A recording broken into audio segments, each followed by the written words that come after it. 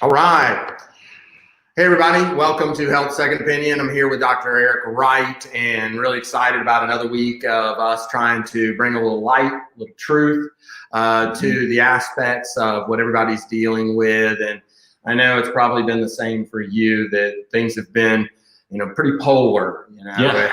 It's been a very enlightening time as to how the world has responded and how this has affected us. And I think that one of the big things we're going to be going through and talking about things based on really how to give people their armor back. I think that mindset, if we're talking about things, and we, as we always do, it's based out of what you can do to have the 5 essentials working for you and how you can be the healthiest version of you. And I think this time period has illuminated people's belief structure in such a way that they've reacted, and it's really polar. And so I bet you've seen some. And I think that's people's belief structure, whether they knew it or not, is where that goes. What they were kind of following, what they were going with, whether it be right or wrong, a lot of it's revealed during these trying and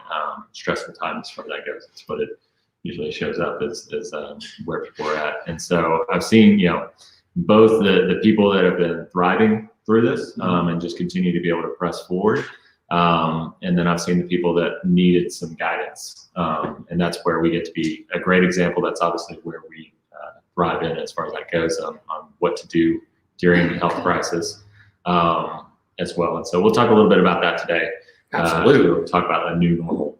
Yeah, new normal. That's really, I think, it. And we want to look at, how are people going to walk out of this? So the mindset, for those of you who, and I know you probably have the same pattern in your office where, not going to say right or wrong, going to just say illuminated the structure. And maybe it was because they have people who they know were health compromised and had a lot of the comorbidities, and or they were just in a model that said, well, I know I actually hadn't been taking care of myself and my health isn't up to what it should be. So people have either quarantined, or like in my office, we've had about 75% of, oscillating between 70 and 75% of people who've just been warriors. They've said, you know what?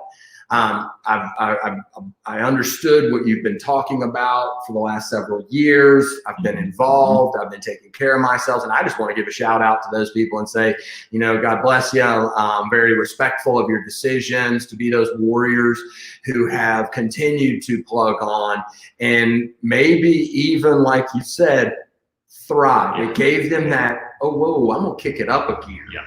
And that's really what we've done at our house. We took this opportunity to start doing a detox as far as that goes during this time. And so we're running through some detoxes. My wife doubled her workouts as far as that goes. And even, looking at the nutrition piece as far as that goes, it's, the most exciting thing that you get to do is go to the grocery store. So that's where we get to plan that out as far as that goes. So we've been doing a lot more home meals, of course, and which is a lot of what we've done before. We just kicked it up a notch. Our family is a little different because my wife is a nurse as far as that goes. And so where does she work? She works at Erlanger, downtown Erlanger. She's a labor and delivery nurse. She loves her job, loves what she does. But because of all the, stay-at-home, shelter-at-home, everything like that, there's been a lot of changes that take place also at the hospital, and the chances of exposure go up. So due to that, our family structure changed a little bit in that my wife was pretty much the late March, right at the beginning of everything, started going into isolation. We just isolated her in a house, separated everything off, so that if she did get exposed at the hospital, we would be doing the socially responsible thing of not spreading that. And it's more of an aspect of we weren't afraid of getting exposed, but we do have a family member who is immune compromised, who is more at risk. My kids are over there weekly as far as that goes. And so instead of having the kids not be able to go over and stay over there, she decided she just be able to be isolated. And so she's still in isolation, and we've continued to do that. But it's not necessarily out of fear of getting it. We're okay with getting and exposing ourselves, but it's an aspect of being socially responsible. Yeah. We chose to do that. And even in that, we've still. But yeah, you've taken the things, the core of what we're talking about here, the 5 essentials, and you've upregulated those positives to deal with the potential negative. You also took that socially responsible step. And so many people are going to be in your situation. They might be over here where it was 100% fear. That mindset of no, this is I don't believe I'd survive, and or haven't been taking care of myself. And so I think that the mindset is the piece of this is that where did you fall? And becoming aware of that so that you can make the changes that say that I always go back to things like this, and it's, though I walk through the valley of the shadow of death, I will fear no evil. So what am I going to do to upregulate my body's ability to have that belief structure, both biblically and also from a lifestyle perspective? And then how are we going to help these people march out from this to return to a new normal? To be more empowered versus fearful of what's coming next. Because if you want health tomorrow, you got to be doing something today. Yeah, and I think it's you talk about biblical aspects, like it's the wise man built his house on a rock, like the kid song and parable in the Bible as far as that goes, and it's that foundation. Yes, it's what's the foundation? What was your foundation before this?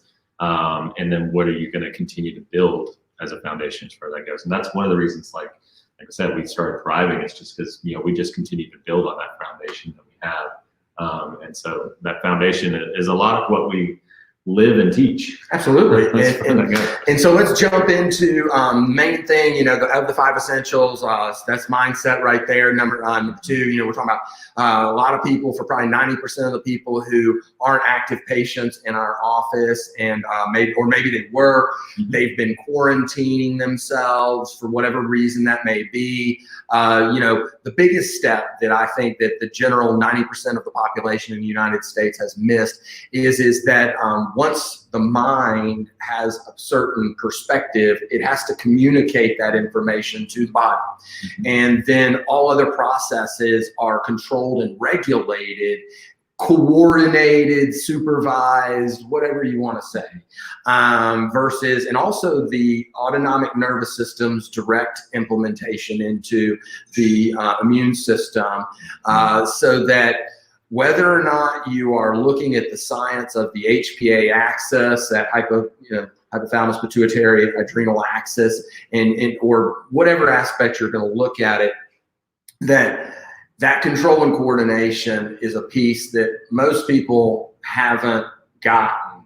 So let's talk about the people who aren't active in chiropractic.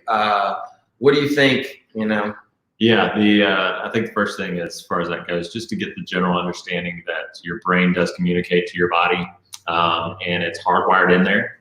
And so what we were kind of talking about, as you go through a stressful environment or stressful time, such as many people have experienced recently, your body's going to react, and the nervous system's going to react. And if it's not communicating efficiently and effectively, then you're going to end up having prolonged problems develop as far as that goes. It could show up as a disease. It could show up as a decreased immune system, kind of like you're alluding to there. And in doing that, we want to be able to make sure that we can remove any stress on your nervous system, remove any stress in your spine, to be able to allow for your body to restore health, restore life, allow for function to be restored as well. And so in doing that, you're going to just be able to thrive even easier as far as that goes. It's okay to have those stresses. It's how are you going to respond to them? And we just want to be able to provide that body the best ability to be able to respond. And that's chiropractic, in that your body's ability, all of that's controlled and coordinated. Your stress levels, your whole, every other system, nutrition, exercise, ability to detox, all of your cardiovascular system, your lungs, your everything is told what to do and when to do it, and how to do it by the brain and the spinal cord communicating those messages. So chiropractic in its nutshell says that all things are going to function better with less neurological stress.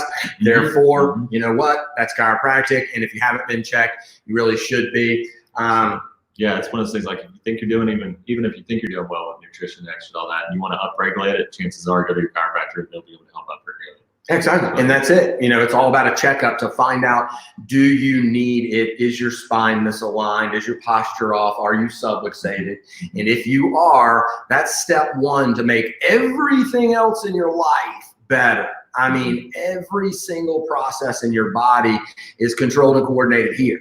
And so that connection is the spine and the spinal cord running through the spine.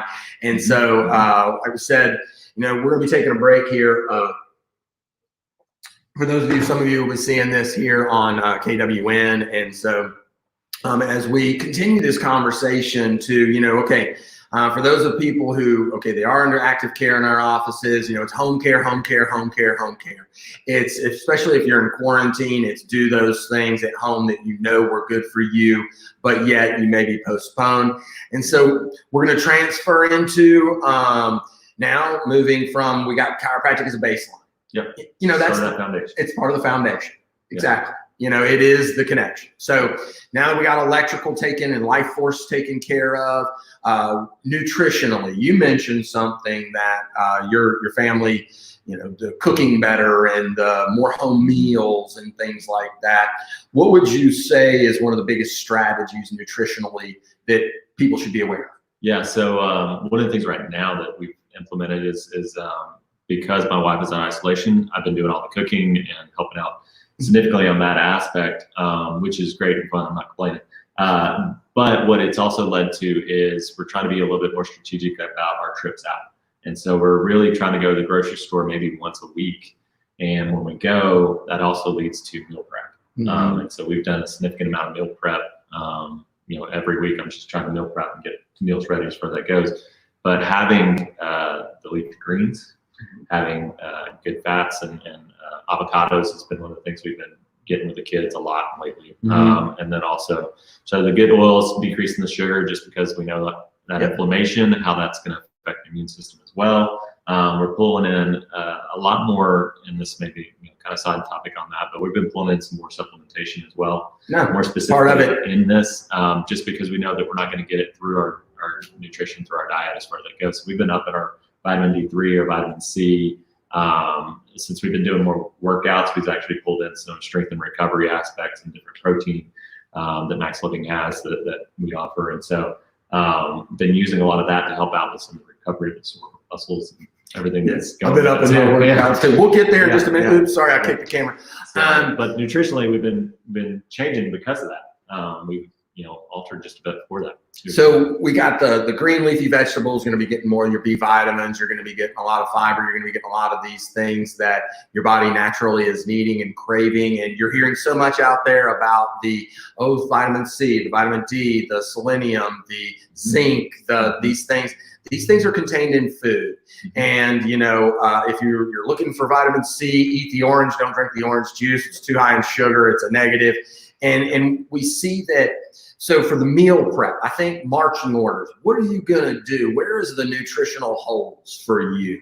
So many people, like I have a sheriff's deputy as a friend, talking to him and then going through some health issues that he's been dealing with. And he's talking about, it was really hard when I was doing this several months ago to not just dip into the drive-through. I'm in my car, I'm riding around, I'm all the time out here. And so it was harder. He said, but now that everything's, for a while, it's just been closed and things were less accessible to him, his meal prep has been good. So yeah, you're buying all your groceries, you're putting that stuff together at home. We do like my wife, when the groceries get delivered, we've been doing the auto delivery from Whole Foods. So they're putting it on the doorstep, she brings it in and then sits down, and we order at a time where it's in the evening where I can be home, take care of the kids. Yep. She's then going to go over and she's washing all the vegetables, cleaning and cutting and doing and separating things into their containers to be stored into the refrigerator, so that at later times we're just grabbing and going. So like my lunch here at the office is a couple of radishes, celery, carrots, some hummus, and then whatever protein source, whether it's nuts and seeds and trail mix or whether it's avocados or whatever, because you need your antioxidants from the healthy fats, your good omega fatty acids. One of the things that I think people forget is that there are essential aspects to nutrition. Yeah. Your essential fatty acids, and then your essential amino acids. There are no essential carbohydrates. And so there is no need for extra potato chips, even though right now that would be fun, sitting around at home. But, when we look at those, so are you getting those essentials from your nutrition? And then are you bridging the gap with supplements and the multivitamins? And, we call it the daily essentials. Mm-hmm. Yeah, so we've got pretty much the same thing. We added a little bit to it as far as that goes. During the high stress times, I was taking some adrenal calm, just to be able to help out the cortisol that I knew was coming up. The stress hormone for those of you at home. Yeah. And so, we get stressed too. So I was making sure I addressed it appropriately as far as that goes too. One thing we've also been able to pull in for, because you mentioned family, the kids aspect is my kids love smoothies. And so I'll pull in a bunch of great stuff in the smoothies. My 18-month-old is not really to the point where she's going to be able to chew on some spinach leaves or anything like that. So the leafy greens don't work for her, but I can put it in a smoothie and she can drink. And she loves them. And I can also get some great proteins in there and stuff like that as well. Yeah, that's a great one right there.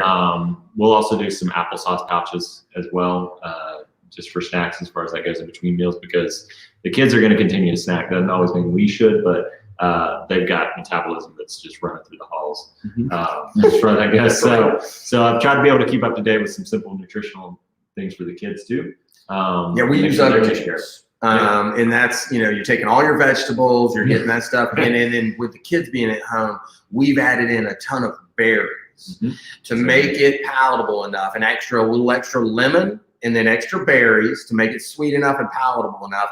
But literally, my 3-year-old is in ugly juice, and they want it because they're craving this nutrition, and yet it's the way that they can get it. And so look for those things for you. What are you leaving this time with to plug those holes that allowed you to either be negatively affected, or what empowered you about what you're doing, and what can you upregulate to know that the next time, because it's like the disaster relief plans. If I've got an emergency exit plan in this building, if the building catches on fire, because I need to know how to deal with that situation.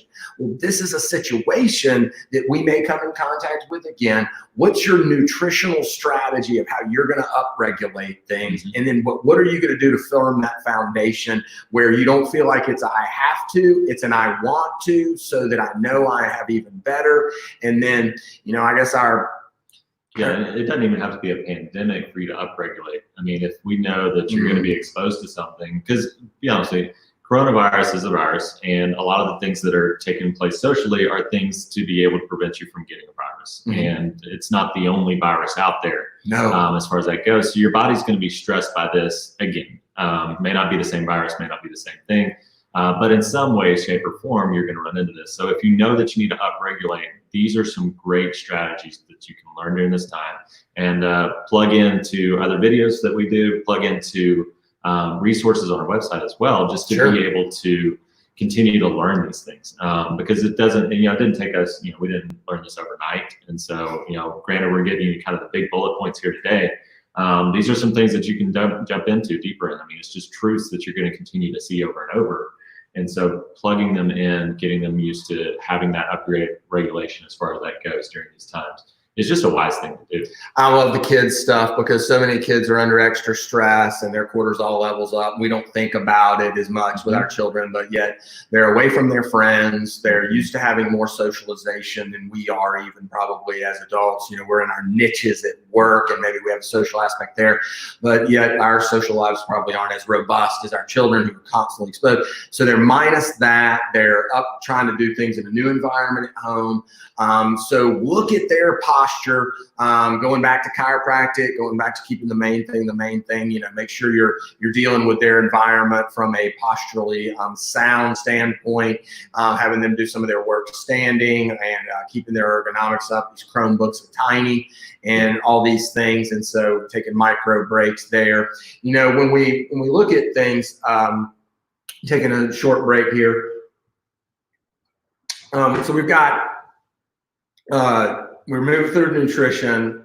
We're now into detoxification and exercise. And I think that we can utilize those hand in hand, because if we want to look at detoxification, number one thing is really looking at, well, the fear, the stress, that's toxic. Yeah. So maybe detoxing from CNN and ABC and Fox and all of these things, tuning into broadcasts like you might have heard about here in Dade County on the updates about how they're letting us know about how some of the ways we're classifying things now are making the numbers seem more inflated than they are. And whether that makes you feel better or it changes your mind, that's not it. It's about you lowering your own stress levels. And so nutritionally, cleaning up the diet, minimizing the stuff coming in. You kind of mentioned earlier though about lemons and stuff like that. One of the things since we've been doing our detoxing at our house, lemon water is one of the things we do to be able to help flush a lot of through. So we've been drinking obviously more water and putting lemon in it as well to be able to kind of once again grab a hold of a lot of that, flush it through, get you the vitamin C as well. And then we've been using detox protocols as far as that goes with some of the same supplements we do. One of the things that we didn't mention is, and let's mention it here, is that I do a drink now, and I usually do it as a part of my recovery for the shoulder surgery that I had. So I was already doing it, but I've done more, which is supplementing with NAD and NAD glycine because that upregulates glutathione, which glutathione is one of our major intracellular detoxifiers. The biggest one you probably be able to do. To be able to help out. So that's something that you can add in. It's super cheap. We have NAD glycine here in the crystal form. It's powdered crystal, and then soluble in water. You could do that with a vitamin C powder or something else to, again, how are you getting your vitamin C and your other things, and create that as a drink to upregulate your detoxification and your lack of or reducing your oxidational stress on the body.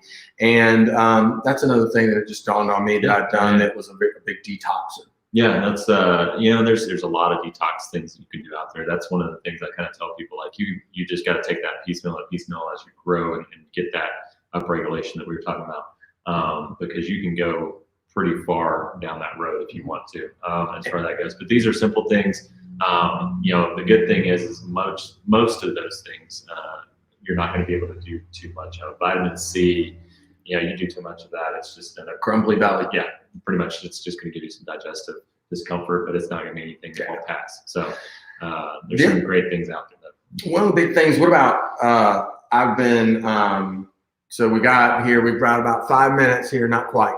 So